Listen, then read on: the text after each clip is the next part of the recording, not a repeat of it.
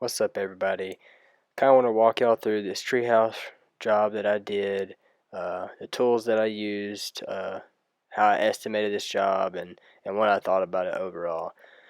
So, if you're doing this job, I'd recommend you using a shovel, pickaxe, bring a crowbar, and a sawzall. From top to bottom, I'd say the sawzall, was probably the most important, and so and so down the line, but really a big proponent was the sawzall. It really just ate up this wood, and the wood that I had was kind of ate up from carpenter bees and insects like that, and so it was really brittle and not hard to work with.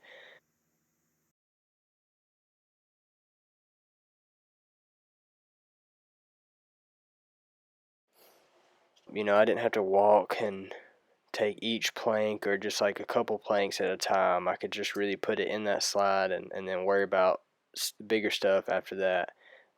I'd also bring like a sledgehammer of some sort, so you're able to hit and break the stuff, because it's there to be taken apart, so it don't have to look pretty. So as long as you just move it off the property, I'm sure the client's gonna be happy.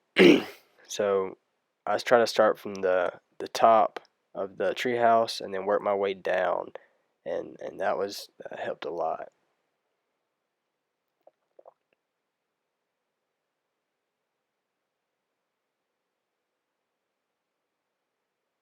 Like I said earlier, this slide I kind of used as a wheelbarrow, and you want to work smarter while you're on a job and not harder because you don't want to kill yourself. You want to be able to go home and relax after the job's done and not just like waste all your energy on something that could be if you took a step back and looked at it.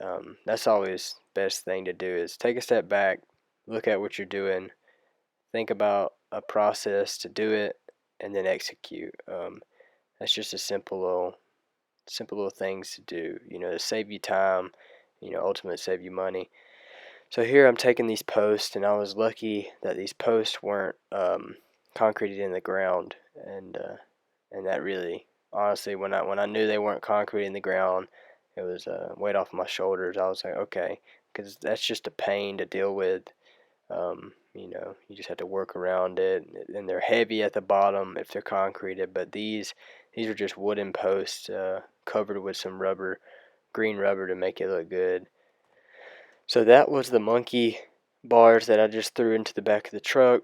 And another thing, you always want to ratchet strap down everything that you can. And if you have a tarp, you could pull it over if you were, hauling like limbs or something that can just break apart and go into the car behind you. Always pull your slack when you're ratchet strapping. I mean, that's just the biggest thing. You don't want your roll to get overloaded and then, kind of not up and not be any good. So this job probably took me 2.5 hours, and you just want to find uh, what you want for those hours. You know that in the back when you're estimating a job like this, you kind of know, okay, it's gonna take me this long. um, you're really not charging by the hour. You're kind of just charging like, okay, I just want to give her a bid for this, and then obviously that can go.